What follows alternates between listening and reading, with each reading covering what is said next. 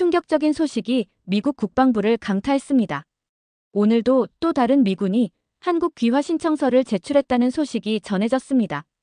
1년 전 텍사스 포트 후드 기지에서 근무하던 그는 전혀 예상치 못한 한국 발령 소식에 얼굴이 하얗게 변했습니다.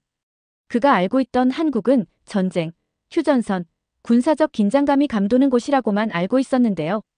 대체 무슨 일이 일어난 걸까요? 미국인들이 줄지어 한국에 정착하려는 이유는 무엇일까요? 오늘의 사연 바로 시작합니다. 안녕하세요. 제 이름은 제이크 밀러예요. 저는 27살이고 텍사스 포트 후드 기지에서 근무하는 미육군 중위예요.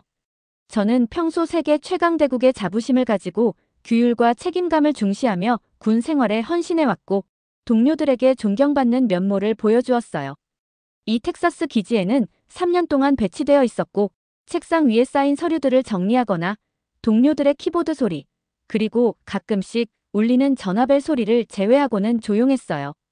점점 일상은 편안하고 익숙해졌어요. 아침엔 아내 엘리에게 작별 키스를 하고 기지로 운전해 가서 서류 작업을 하고 신병을 훈련시키고 집에 돌아가는 일상이었죠. 매일이 똑같았어요. 바로 오늘까지는요. 밀러 중위. 방 건너편에서 큰 목소리가 들렸어요. 저는 즉시 일어섰고 제 의자는 뒤로 굴러가 벽에 부딪혔어요. 네, 윌리엄슨 대령님. 윌리엄슨 대령은 회색 머리에 좀처럼 웃지 않는 진지한 얼굴을 가진 키 큰 남자였어요. 그는 한 장의 종이를 들고 제 책상으로 걸어왔어요. 제 마음이 쿵쾅거렸어요. 군대에서 예상치 못한 서류는 보통 문제가 발생했다는 것을 의미했거든요. 그가 저에게 종이를 건네며 말했어요. 당신을 위한 새로운 명령이네. 저는 침착하게 손으로 종이를 받았지만 제 심장은 빠르게 뛰고 있었어요. 제 눈은 문서를 훑었고 저는 얼굴에서 식은땀이 나는 것을 느꼈어요. 한국이라고요, 대령님. 저는 놀라움을 목소리에서 감출 수 없었어요. 제가 한국에 배치된다고요? 윌리엄슨 대령은 고개를 끄덕였어요. 맞아요. 당신과 당신의 아내는 2주 안에 떠나게 됩니다. 짐을 챙기세요. 그의 표정이 약간 부드러워졌어요. 갑작스러운 것은 알지만 우리는 그곳에 좋은 장교들이 필요합니다. 당신은 특별히 선택되었어요. 네, 대령님, 저는 군인들이 하는 방식대로 자동적으로 대답했어요. 하지만 제 마음은 어지러웠어요. 한국. 분단된 반도. 38선. 비무장지대. 역사책과 뉴스 보도에서 나온 모든 단어들이 제 뇌를 가득 채웠어요. 제 할아버지는 1950년대 한국 전쟁에서 싸우셨어요. 저는 할아버지가 들려주시는 혹독한 추위, 치열한 전투, 그리고 반으로 찢긴 나라에 대한 이야기를 들으며 자랐어요. 지금도 북한과 한국은 여전히 기술적으로는 전쟁 중이며 오직 취약한 휴전 협정만이 평화를 유지하고 있어요. 질문 있나, 중위? 윌리엄슨 대령이 제 얼굴을 주의 깊게 지켜보며 물었어요. 얼마나 오래 그곳에 배치될까요, 대령님? 최소 1년이요. 상황에 따라 연장될 수도 있소. 세계에서 가장 위험한 국경 중 하나인 외국에서 통째로 1년을요. 감사합니다, 대령님. 준비하겠습니다. 저는 자신감 있게 들리려고 노력하며 말했어요. 윌리엄슨 대령이 떠난 후 저는 의자에 무겁게 앉아 명령서를 응시했어요. 제 손은 전화기를 들어 아내 엘리에게 전화를 걸면서 약간 떨렸어요. 그녀는 이 소식을 어떻게 받아들일까요? 우리는 제가 군에 입대했을 때 해외 파병의 가능성에 대해 이야기했지만 항상 그곳이 독일이나 이탈리아 같은 곳이기를 바랐어요. 한국이 아니라요. 그날 저녁 집으로 가는 길은 평소보다 더 길게 느껴졌어요. 텍사스의 노을은 하늘을 주황색과 분홍색으로 물들였고 저는 제 고민 대신 그 아름다움에 집중하려고 노력했어요. 우리의 작은 집은 조용한 거리의 끝에 있었고 엘리의 꽃밭이 현관문 옆에서 만발했어요. 저는 용기를 모으면서 차 안에서 몇 분 더 앉아 있었어요. 마침내 제가 들어갔을 때 엘리는 부엌에서 저녁을 만들고 있었어요. 유명한 칠리 냄새가 집안을 가득 채웠어요. 늦었네요. 그녀는 수건으로 손을 닦고 저에게 키스하러 오면서 미소를 지었어요. 그녀는 제 얼굴을 한번 보고 멈췄어요. 무슨 일이에요, 제이크? 저는 그녀의 손을 잡았어요. 얘기할 게 있어요, 엘리. 오늘 새로운 명령을 받았어요. 그녀의 미소가 사라졌어요. 어디로요? 언제요? 한국이요. 2주 안에요. 엘리의 눈이 커졌어요. 그녀는 손을 빼고 거실 창문으로 걸어가 그녀의 정원을 바라봤어요. 저는 그녀의 뒷모습을 보며 긴장하는 것을 알 수 있었어요. 한국이요? 그녀의 목소리가 작게 들렸어요. 그곳은 위험하지 않나요? 북한 바로 옆이잖아요. 저는 그녀를 창가로 따라갔어요. 한국은 사실 지금 매우 발전했어요. 제 할아버지가 묘사한 것과는 달라요. 하지만 우리가 뉴스에서 보는 미사일 시험은요? 군사적 위협은요? 저는 그녀에게 거짓말할 수 없었어요. 상황이 복잡해요. 하지만 기지는 국경에서 멀리 떨어져 있고 수천 명의 미국 군인들이 그곳에서 안전하게 살고 있어요. 엘리는 눈물이 반짝이는 눈으로 저를 향해 돌아섰어요. 2주라고요? 우리가 여기서의 삶을 정리할 시간이 그게 전부예요? 저는 고개를 끄덕이며 그녀를 안았어요. 당황스럽다는 거 알아요. 저도 무서워요. 그날 밤 우리는 현관 그네에 앉아 별이 나올 때까지 이야기했어요. 우리는 둘 다 최근에 한국에 있는 미국 군인들에 대한 이상한 소문을 들었어요. 일부는 시간이 다 되었을 때 미국으로 돌아오기를 거부한다는 소문이었죠. 우리에게는 이해가 되지 않았어요.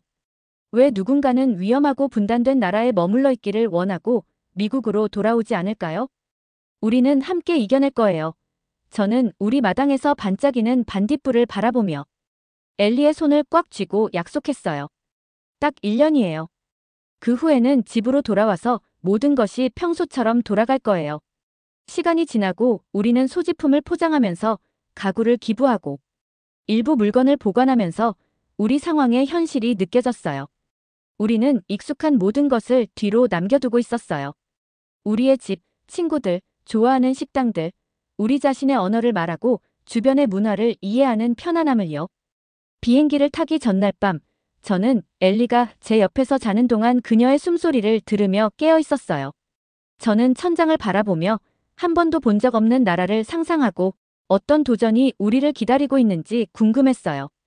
한국이 우리를 영원히 바꿀 것이라는 사실을, 그것도 우리가 두려워하는 방식이 아닌 다른 방식으로 바꿀 것이라는 사실을 저는 알지 못했어요. 비행기 바퀴가 부드럽게 땅에 닿았어요. 14시간의 비행 끝에 우리는 마침내 한국에 도착했어요. 제 다리는 뻣뻣했고 긴 비행으로 머리가 멍했어요. 제 옆에서 엘리는 제 손을 꽉 잡았어요. 도착했네요. 그녀가 떨리는 목소리로 속삭였어요. 저는 갑자기 목이 마른 채로 고개를 끄덕였어요.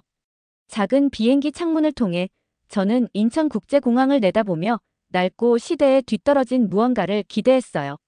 하지만 저는 입이 벌어졌어요. 저는 창문에 얼굴을 더 가까이 대며 말했어요. 저게 맞나 싶네요. 공항은 마치 공상과학 영화에서 나온 것 같았어요. 거대한 곡선형 유리벽이 하늘로 솟아 있었어요. 건물은 거대하고 현대적이었으며 다른 터미널 사이를 달리는 매끈한 기차도 있었어요. 우리가 맞는 곳에 온 게 확실해요?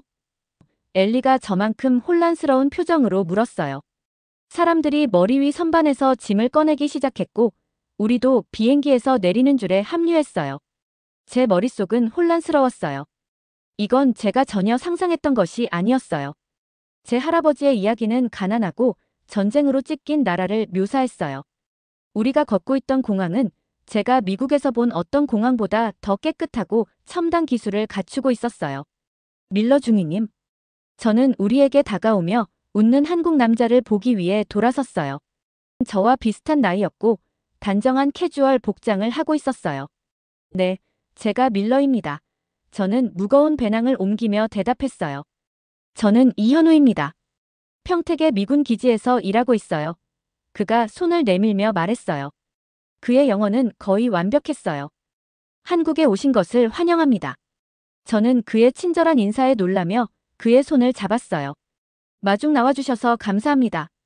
제가 더 기쁩니다. 짐을 들어드릴게요. 그는 엘리의 여행 가방에 손을 뻗었어요. 비행은 어떠셨어요? 길었어요.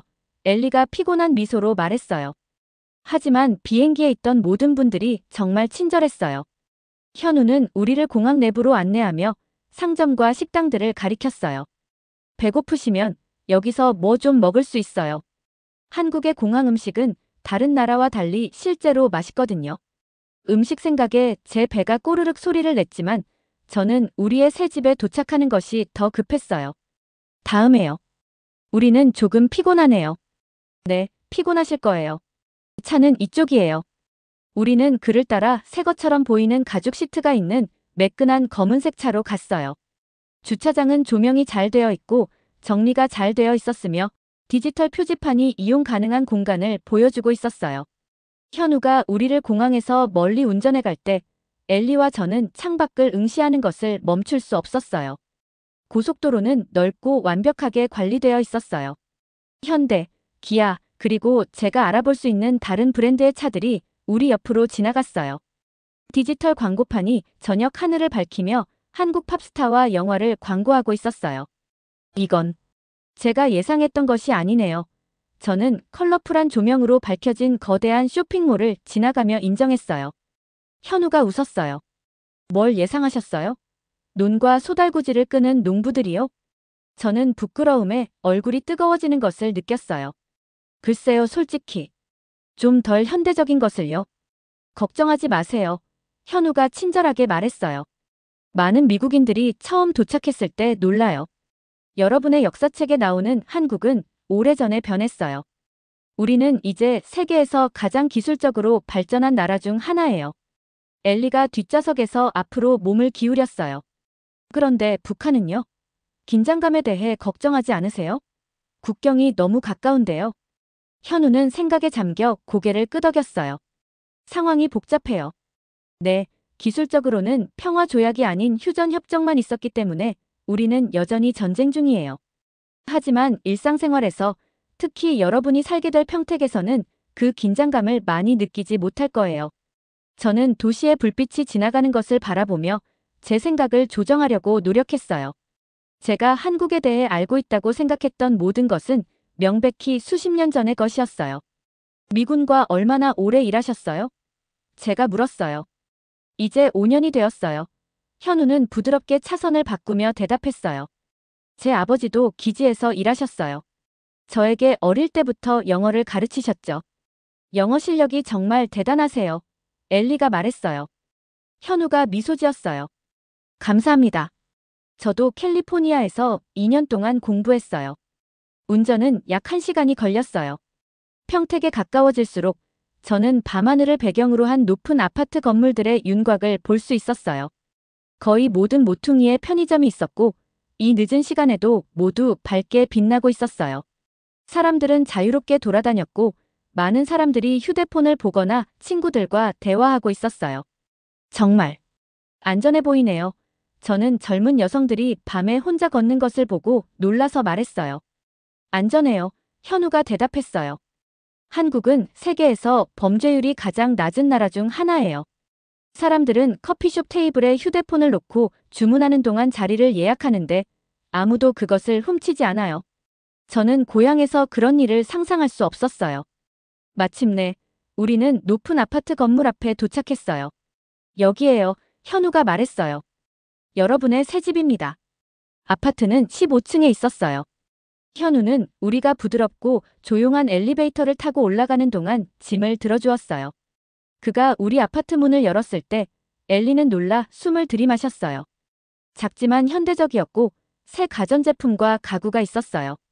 바닥에서 천장까지 이어진 창문은 평택의 반짝이는 불빛을 보여주었어요. 화장실에는 TV 리모컨보다 더 많은 버튼이 있는 멋진 변기가 있었어요. 주방은 깨끗한 조리대와 새 그릇으로 빛났어요. 여기가 우리가 머물 곳인가요? 엘리가 믿기지 않는다는 듯이 물었어요. 정말 아름다워요. 미군이 모든 것을 준비했어요. 현우가 설명했어요. 그들은 여러분이 편안하길 원해요. 현우가 우리에게 다양한 가전제품 사용법을 보여줬는데 세탁기에는 제가 본 적 없는 설정이 있을 정도로 최신식이었어요. 저는 이상한 안도감과 혼란이 섞인 느낌을 받았어요. 제 모든 두려움과 걱정이 이제는 어리석게 느껴졌어요. 이곳은 제가 상상했던 위험하고 낙후된 곳이 아니었어요. 내일은 기지를 둘러봐요. 아침 9시에 데리러 올게요. 현우가 떠날 준비를 하며 말했어요. 쉬세요. 여행으로 피곤하실 테니까요. 그가 떠난 후 엘리와 저는 우리의 새 거실에 서서 도시의 불빛을 바라보았어요. 제이크, 엘리가 속삭였어요. 우리가 이곳에 대해 완전히 잘못 알고 있었던 것 같아요. 저는 그녀의 어깨에 팔을 두었어요. 맞는 것 같아요. 하지만 그게 좋은 일이죠. 그렇지 않나요? 그녀는 저에게 기대며 고개를 끄덕였어요. 아주 좋은 일이에요. 그날 밤 시차 적응으로 잠을 이루지 못한 채 침대에 누워 저는 제 인식이 얼마나 빨리 바뀌었는지 생각했어요. 단 하루 만에 한국은 제 마음속에서 위험한 전쟁 지역에서 현대적이고 안전한 나라로 변했어요. 그리고 이건 우리의 첫날일 뿐이었어요. 어떤 다른 놀라움들이 우리를 기다리고 있을까요? 다음 날 현우를 만났고 우리는 작은 식당과 상점들이 늘어선 좁은 골목에 서 있었어요. 여기가 정말 맞는 곳인가요? 저는 현우에게 속삭였어요. 간판은 모두 한국어로 되어 있었고 제가 알아보지 못하는 음식 사진과 함께 밝은 색상으로 되어 있었어요. 현우가 활짝 웃었어요. 저를 믿으세요, 중이님. 이곳은 평택에서 최고의 한국식 바비큐를 제공하는 곳이에요. 관광객들은 이곳을 모르죠. 현지인들만 오는 곳이에요. 한국에 온 지 3일째였어요. 처음 이틀은 기지에 정착하고 서류 작업을 처리하느라 보냈고 현우는 엘리와 저를 제대로 된 한국 식사에 초대했어요. 정말 흥미롭네요. 엘리가 공손하게 말했지만 그녀가 긴장하고 있다는 것을 알 수 있었어요. 고향에서는 우리가 알고 있는 식당들, 햄버거 가게, 피자집, 그리고 가끔 멕시코 식당에만 주로 갔거든요. 현우는 한국어로 된 파란색 천배너로 덮인 입구를 통해 우리를 안내했어요. 안쪽에는 작은 식당이 낮은 테이블 주위에 바닥 쿠션에 앉은 사람들로 가득 차 있었어요. 구워지는 고기와 제가 이름을 알 수 없는 향신료의 냄새로 가득했어요. 회색 머리에 환한 미소를 짓고 있는 나이든 여성이 빠르게 한국어로 말하며 우리에게 서둘러 다가왔어요. 그녀가 한국에 오신 것을 환영한다고 하셨어요. 현우가 통역했어요. 미국 군인들이 장사에 좋다고 하시네요. 그 여성은 우리를 구석에 있는 테이블로 안내했어요. 의자는 없었고 중앙에 그릴 이 내장된 낮은 나무 테이블 주위로 바닥 쿠션만 있었어요. 저는 어색하게 긴 다리를 접고 앉았어요. 무언가를 건드리지 않으려고 조심하면서요. 한국에서는 모든 음식을 함께 나눠 먹어요. 그 여성이 수십 개의 작은 반찬들을 가져오자 현우가 설명했어요. 이것들을 반찬이라고 해요. 다 드셔보세요. 저는 다양한 색상의 작은 그릇들을 바라봤어요. 빨간 김치, 녹색 채소, 노란 절임, 갈색 버섯, 그리고 제가 알아볼 수조차 없는 것들이요. 뭐부터 먹어야 할까요? 저는 압도감을 느끼며 물었어요. 보기에 좋아 보이는 걸로요. 현우가 테이블 중앙의 그릴에 얇게 썬 쇠고기를 올리며 말했어요. 맞고 틀린 방법은 없어요. 저는 조심스럽게 금속 젓가락을 집었어요. 고향에서 중국 음식 테이크아웃에 사용했던 나무 젓가락보다 무거웠어요. 그리고 김치 한 조각을 먹어봤어요. 맵고 발효된 배추는 제 눈을 흐르게 했지만 제가 예상하지 못한 방식으로 맛있었어요. 이거 정말 대단해요. 엘리가 이미 세 번째 반찬을 맛보면서 소리쳤어요. 입안에서 맛의 폭발이 일어나는 것 같아요. 식당 주인은 우리가 주문하지 않아도 계속해서 더 많은 음식을 가져왔어요. 우리가 직접 구워 먹는 생고기 접시, 보글보글 끓는 찌개밥, 그리고 제가 셀 수 없을 만큼 많은 반찬들이요. 당신들이 너무 마르게 보인다고 하세요. 그 여성이 우리의 이미 가득 찬 테이블에 또 다른 접시를 올려놓자 현우가 웃으며 통역했어요. 당신들을 살찌게 하고 싶으시대요. 저는 제 배를 토닥였어요. 이 속도라면 일주일 안에 새 제복이 필요할 거예요. 우리가 먹는 동안 현우는 작은 잔에 투명한 액체를 따랐어요. 이건 소주예요. 그가 설명했어요. 우리의 전통 술이에요. 한번 드셔보셔야 해요. 저는 작게 한 모금 마시고 거의 숨이 막힐 뻔했어요. 예상보다 강했고 목구멍을 타고 내려가면서 불타는 것 같았어요. 와! 저는 기침을 했어요. 이거 정말 강하네요. 엘리는 아주 조금 맛보고는 얼굴을 찌푸렸어요. 보드카 같은데 뭔가 달라요. 한국에서는 많은 음주 관습이 있어요. 현우가 우리 잔을 다시 채우며 말했어요. 자신의 잔은 절대 스스로 채우지 않아요. 항상 다른 사람을 위해 따라주고 존경을 표시하기 위해 두 손으로 받아요. 식사가 끝날 무렵 제 배는 몇 달 만에 가장 가득 찼어요. 그 맛은 제가 전에 맛본 적 없는 것이었어요. 맵고 짜고 달콤하고 신맛이 완벽한 조화로 섞여 있었어요. 그리고 언어 장벽에도 불구하고 저는 환영받는 느낌이 들었고 편안했어요. 마치 외국이 아니라 친구 집에서 저녁을 먹는 것처럼요. 다음 날 아침, 저는 군사기지에서의 첫 실제 근무일을 보고했어요. 윌리엄슨 대령은 제가 한국 군대와 합동훈련 연습을 할 것이라고 말했지만 정확히 무엇을 기대해야 할지 몰랐어요. 키가 큰 한국인 장교가 지휘 건물 밖에서 저를 기다리고 있었어요. 그는 완벽하게 똑바로 서 있었고 그의 제복은 깔끔하고 흠이 없었어요. 밀러 중위. 그는 격식 있게 인사하며 말했어요. 저는 대한민국 육군의 이준호 대위입니다. 한국에 오신 것을 환영합니다. 저는 경례를 하고 손을 내밀었어요. 만나서 반갑습니다. 이 대위님. 그의 악수는 단단했고 표정은 진지했어요. 우리는 미한 합동 군사훈련을 위해 함께 일하게 될 것입니다. 생산적인 파트너십을 기대합니다. 이 대위는 제가 한국 장교에게 기대했던 모든 것이었어요. 규율 있고 전문적이며 자신의 일에 매우 헌신적이었어요. 아침 내내 그는 저에게 훈련 시설을 보여주고 다른 한국 군인들을 소개했어요. 그들은 모두 영어를 약간 구사했지만 현우나 이 대위만큼 유창하지는 않았어요. 한국에서는 모든 남성에게 군 복무가 의무예요. 이 대위가 점심 휴식 시간에 설명했어요. 우리는 미국과 한국 음식을 혼합해서 제공하는 기지 식당에서 식사를 하고 있었어요. 대부분 약 18개월 동안 복무합니다. 모든 사람이요? 저는 놀라서 물었어요. 나라의 모든 남자가요? 이 대위가 고개를 끄덕였어요. 우리나라를 보호하는 것은 우리의 의무입니다. 북한은 이 모든 세월이 지난 후에도 여전히 위협입니다. 저는 미국의 자원군대와 얼마나 다른지 생각했어요. 그런 경험을 공유하는 한국 남성들 사이에 강한 유대감이 형성되겠네요. 네, 이 대위가 동의했어요. 그것은 우리 정체성의 일부입니다. 그날 오후, 우리는 훈련 연습을 위해 군인 그룹에 합류했어요. 제 친구인 마이크 존슨 상사를 포함한 미국 군대는 한국 군인들과 나란히 일했어요. 언어 차이에도 불구하고 그들은 손짓, 간단한 단어, 그리고 군사훈련의 보편적인 언어를 통해 소통했어요. 존슨은 여기서 5년 동안 근무했습니다. 우리가 군인들이 훈련을 하는 것을 지켜보는 동안 이 대위가 말했어요. 그는 이제 한국어를 꽤 잘합니다. 저는 감명받았어요. 마이크는 영어와 한국어를 섞어 한국 군인들과 농담을 주고받으며 힘든 훈련 중에도 그들을 웃게 만들었어요. 나중에 우리가 휴식을 위해 물을 마시고 있을 때 저는 마이크에게 그의 한국 경험에 대해 물었어요. 내가 받은 임무 중 최고예요. 그는 망설임 없이 말했어요.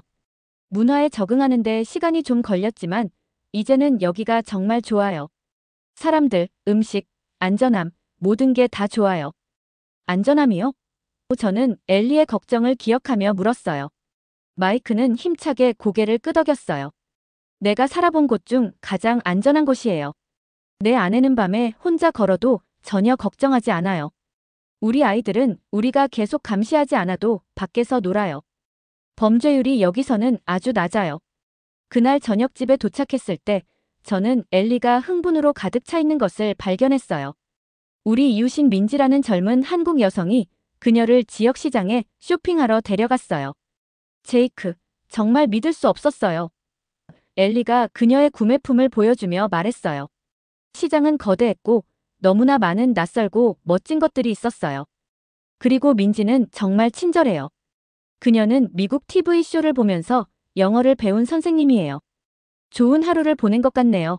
저는 그녀의 열정에 미소를 지으며 말했어요. 최고였어요.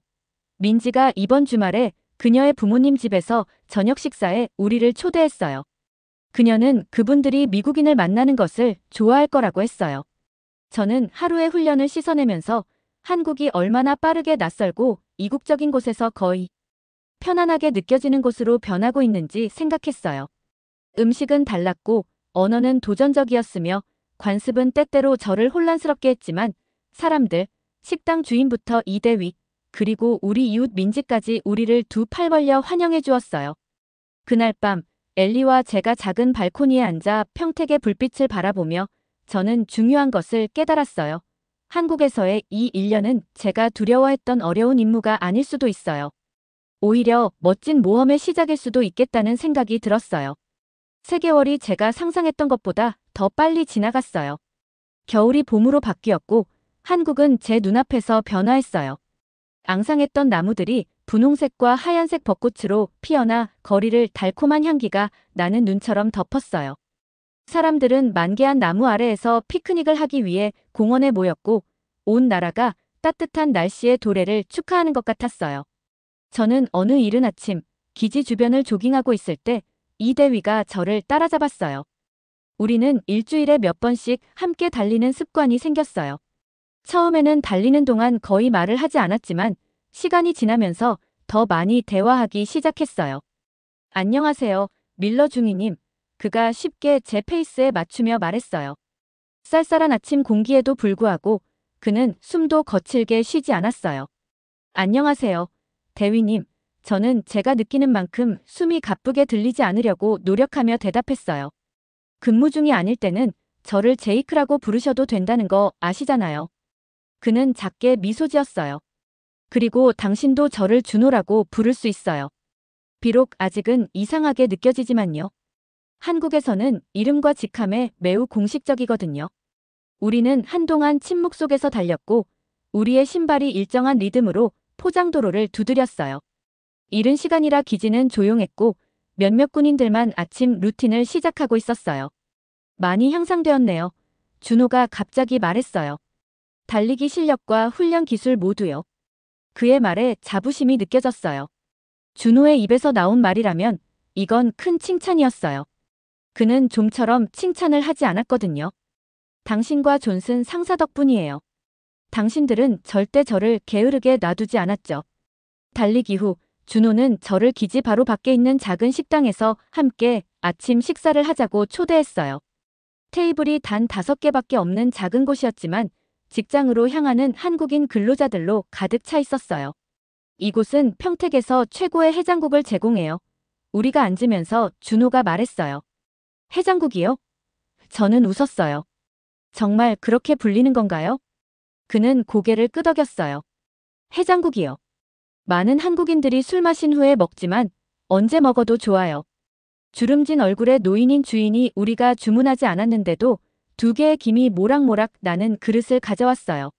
수프는 진하고 매웠으며 제가 알아볼 수 없는 야채와 고기가 국물에 떠 있었어요. 우리가 먹는 동안 준호는 평소와 달리 수다스러워졌어요.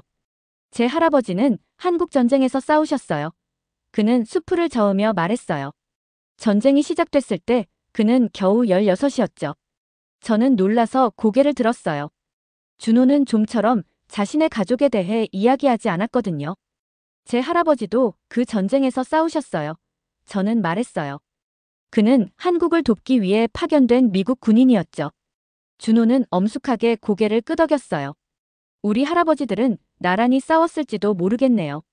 저는 우리의 할아버지들, 세계 반대편에서 온 젊은 남자들이 한국의 추운 산에서 함께 싸우는 모습을 상상해 보려고 했어요. 지금 우리가 여기 앉아서 친구로서 함께 수프를 먹고 있다는 것이 불가능해 보였어요. 제 할아버지는 한국이 전쟁으로 완전히 파괴되었다고 말씀하셨어요. 준호는 계속했어요. 서울은 4번이나 주인이 바뀌었죠. 대부분의 건물들은 폭격으로 무너졌어요. 사람들은 굶주리고 있었죠. 저는 창밖의 분주한 거리를 바라봤어요. 차들이 질서 있게 줄지어 움직이고 사람들은 정장을 입고 서둘러 출근하며 가게들은 커피부터 디자이너 핸드백까지 모든 것을 팔고 있었어요. 상상하기 어려워요. 저는 인정했어요. 여기 모든 것이 너무 발전해 보여요. 준호의 눈은 자부심으로 빛났어요. 한국은 역사상 가장 빠르게 성장하는 경제를 가지고 있어요. 어떤 나라도 이렇게 짧은 시간에 너무 가난한 상태에서 너무 부유한 상태로 바뀐 적이 없어요. 제 할아버지는 그것을 모두 목격하셨어요. 일본 점령부터 전쟁, 그리고 지금까지요. 아침 식사 후 우리는 함께 기지로 돌아갔어요. 준호는 작은 가판대에서 신문을 사기 위해 멈췄어요. 실물 신문을 읽으시나요? 저는 놀라서 물었어요. 제가 본 대부분의 한국인들은 스마트폰에 빠져 있었거든요. 매일이요. 그가 말했어요. 제 아버지는 은퇴하기 전에 기자였어요. 그는 저에게 정보를 얻는 것의 중요성을 가르치셨죠. 우리가 걷는 동안 저는 준호가 저와 비교해서 얼마나 다르게 세상을 움직이는지 알아차렸어요. 그는 노인들에게 약간 고개를 숙이고 다른 사람들을 위해 인도에서 자리를 양보하고 신문 판매원에게 두 손으로 감사 인사를 했어요. 이러한 작은 존중과 배려의 행동들은 한국인의 일상생활의 일부였어요. 기지로 돌아가자 마이크 존슨 상사가 훈련장에서 우리를 기다리고 있었어요. 그는 제가 아는 다른 어떤 미국 군인보다 한국에 오래 있었고 2년 전에 한국 여성과 결혼했어요. 안녕하세요, 밀러. 안녕하세요, 이대위님. 마이크가 쾌활하게 불렀어요. 오늘의 합동훈련 준비되셨나요? 힘든 하루가 될 거예요. 그날의 훈련은 정말 도전적이었어요. 우리는 다양한 비상 시나리오에 대한 조율된 대응을 연습하고 있었어요. 한국과 미국 군인들은 언어 장벽과 다른 군사 절차를 극복하면서 함께 일해야 했어요. 한 시점에서 젊은 한국 군인이 복잡한 기동에 대한 지시를 이해하는데 어려움을 겪고 있었어요. 미국 장교가 같은 말을 그저 더 크게 반복하자 그의 얼굴에 좌절감이 보였어요. 제가 해볼게요. 저는 앞으로 나서며 말했어요. 제가 배운 몇 가지 한국어 구문과 많은 손짓을 사용하여 저는 기본 아이디어를 전달할 수 있었어요. 준호가 세부 사항을 명확히 하기 위해 개입했고 곧 훈련은 다시 궤도에 오르게 되었어요. 잘했어요. 중위님, 마이크가 나중에 제 어깨를 치며 말했어요. 여기서의 일들을 잘 이해하고 계시네요. 훈련이 끝난 후 마이크, 준호, 그리고 저는 기지 근처의 포장마차라고 불리는 작은 천막 식당으로 갔어요. 이런 천막들은 저녁에 생겨나 집으로 향하는 근로자들에게 음식과 음료를 제공했어요. 알아요. 마이크가 작은 잔의 소주를 따르며 말했어요. 저는 작년에 미국으로 돌아갈 예정이었어요. 왜 안 가셨어요? 저는 궁금해하며 물었어요. 저는 마이크의 한국에서의 긴 체류에 대해 궁금해하고 있었거든요. 마이크는 젓가락으로 주변을 가리켰어요. 이곳을 봐요, 친구. 어디에나 빠른 인터넷이 있어요. 실제로 작동하는 대중교통. 제 아파트는 미국에서의 절반 가격이고 2배나 좋아요. 준호는 자랑스럽게 미소 지었어요. 음식도 잊지 마세요. 오, 맞아요, 음식. 마이크는 배를 두드렸어요. 한국에 온 이후로 4.5kg 늘었는데 모든 음식이 같이 있었어요. 그들이 대화하는 동안 저는 제 자신의 한국에 대한 견해가 단 3개월 만에 얼마나 많이 바뀌었는지 깨달았어요. 처음 임무를 받았을 때 저는 위험하고 전쟁으로 찢긴 나라를 상상했고 항상 높은 경계 상태를 유지해야 할 것이라고 생각했어요. 지금 저는 제가 감사하기 시작한 것들을 알아차리게 되었어요. 거리가 얼마나 깨끗한지, 밤늦게도 얼마나 안전하게 느껴지는지, 학생들이 자정까지 카페에서 공부하는 모습, 모든 사람들이 열심히 일하고 앞으로 나아가는 데 집중하는 것처럼 보이는 점 등이요. 가장 좋은 점은 우리 아이들에게 얼마나 좋은가 하는 거예요. 마이크는 휴대폰에서 두 어린 자녀의 사진을 보여주며 계속했어요. 그들은 한국어와 영어를 배우고 있어요. 여기 학교는 놀라워요. 힘들지만 놀라워요. 그리고 그들은 안전하게 밖에서 놀 수 있어요. 준호는 고개를 끄덕였어요. 교육은 한국인들에게 매우 중요해요. 때로는 너무 중요할 수도 있어요. 우리 학생들은 매우 열심히 공부해요. 그날 저녁 집으로 걸어가면서 저는 평소와 다른 경로를 택했어요. 전에 탐험하지 않았던 동네를 돌아다니면서요. 저는 노인들이 정자 아래에서 바둑이라는 보드게임을 하고 있는 작은 공원을 지나갔어요. 저는 교복을 입은 아이들이 밝게 빛나는 카페에서 공부하는 모습을 보았고 그들의 책은 테이블 위에 펼쳐져 있었어요. 한 무리의 비즈니스맨들은 저녁 식사 후 헤어지면서 서로에게 고개를 숙였어요. 마침내 아파트 건물에 도착했을 때 저는 눈에 흥분을 담고 저를 기다리고 있는 엘리를 발견했어요. 제이크, 오늘 무슨 일이 있었는지 절대 맞추지 못할 거예요. 그녀는 한 달 전부터 영어 학습센터에서 자원봉사를 시작했어요. 시간을 보내기 위한 방법으로 시작한 것이 빠르게 그녀의 열정이 되었어요. 민지가 일주일에 3번 정식으로 영어를 가르치는 일자리를 구하는데 도움을 줬어요. 그녀는 거의 흥분으로 뛰어오르며 말했어요. 급여도 좋고 학생들이 제 수업을 좋아한대요. 저는 그녀를 꽉 안았어요. 그녀의 행복을 마치 제 것인 것처럼 느끼면서요. 환상적이네요, 엘리. 정말 자랑스러워요. 그리고 또 다른 소식을 들어볼래요? 그녀는 계속했어요. 제 학생 중 한 명은 76세예요. 김 여사님이라고 하시는데 수업을 위해 한 방향으로 30분씩 걸어오세요. 그녀는 어렸을 때 가족이 너무 가난해서 영어를 배울 기회가 없었다고 말씀하셨어요. 이제 그 잃어버린 시간을 보충하고 계신 거죠. 엘리가 그녀의 학생들에 대해 이야기하는 동안 알파벳을 연습하는 유치원생부터 해외에 있는 손주들과 대화하기 위해 영어를 배우는 조부모님들까지 저는 제 안에서 무언가가 변화하는 것을 느꼈어요. 한때 이렇게 낯설고 위협적으로 느껴졌던 이 나라가 우리 둘 다 목적과 연결을 찾고 있는 곳으로 변하고 있었어요. 그날 밤 벚꽃 꽃잎이 분홍색 눈처럼 우리 창문을 지나 날릴 때 저는 작은 식탁 너머에 앉아있는 엘리를 바라봤어요. 이제 이해가 가요. 저는 조용히 말했어요. 뭐가요? 그녀는 수업 계획에서 고개를 들며 물었어요. 왜 어떤 군인들은 돌아가기를 원하지 않는지, 왜 마이크가 머물렀는지. 한국은 우리가 생각했던 것과 달라요. 엘리는 창밖의 도시 불빛을 반사하는 눈으로 고개를 끄덕였어요. 저도 방금 같은 생각을 하고 있었어요. 우리가 여기 오는 것을 얼마나 두려워했는지 기억나요? 저는 우리의 두려움과 무지를 떠올리며 웃었어요. 우리는 더 이상 잘못될 수 없었어요. 저는 제 손에 들린 서류를 바라보며 가슴이 두근거렸어요. 윌리엄슨 대령이 저에게 한국 발령 명령서를 건넨 지 정확히 1년이 지났어요.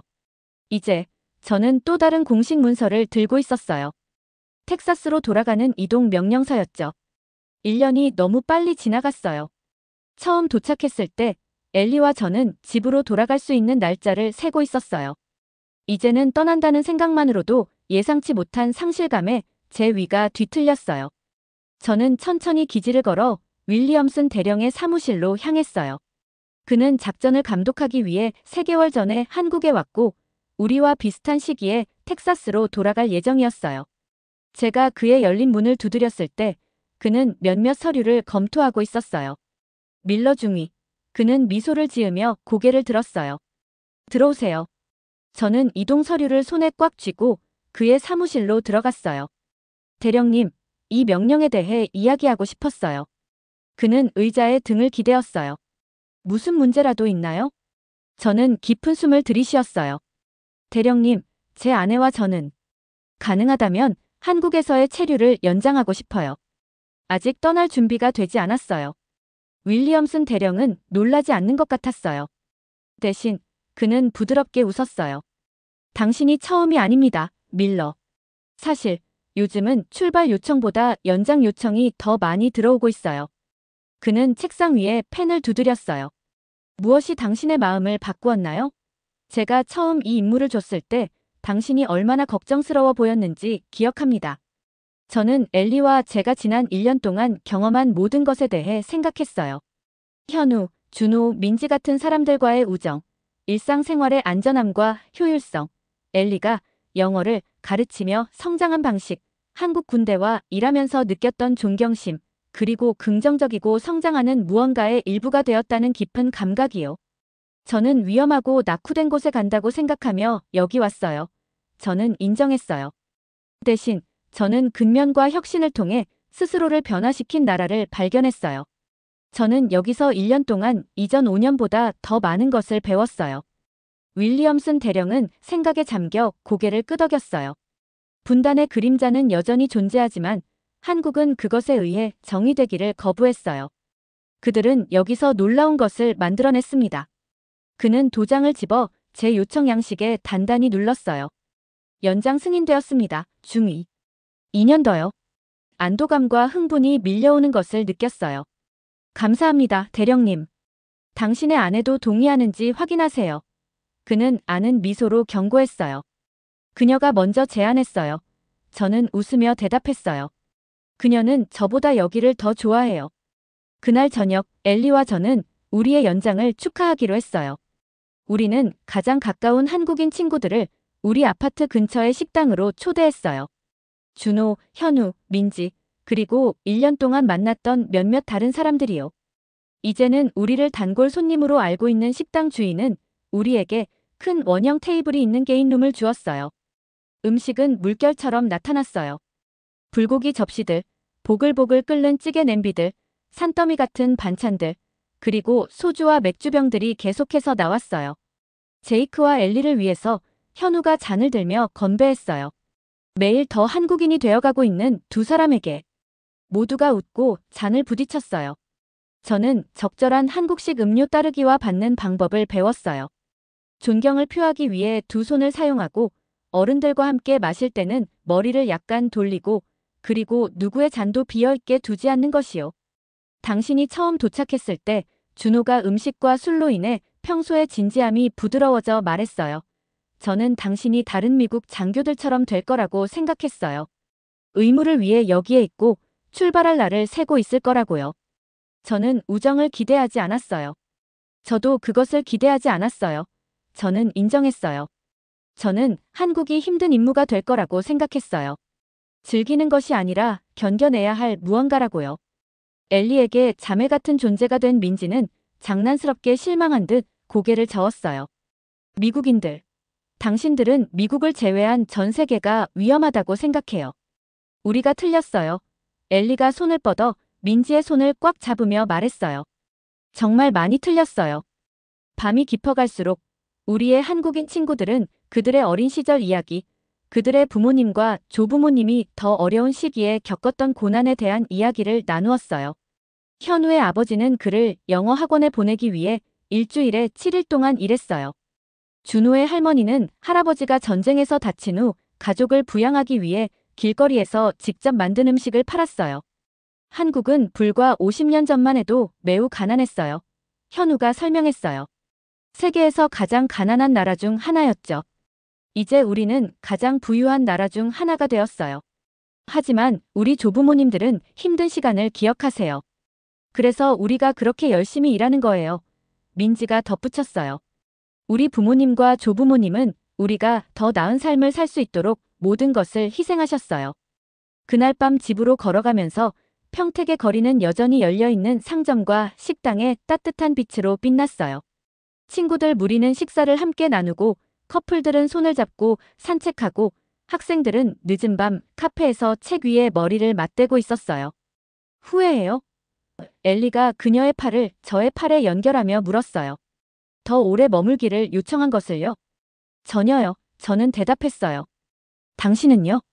그녀는 도시의 불빛을 반사하는 눈으로 고개를 저었어요. 이곳은 이제 집처럼 느껴져요. 제2의 고향이에요.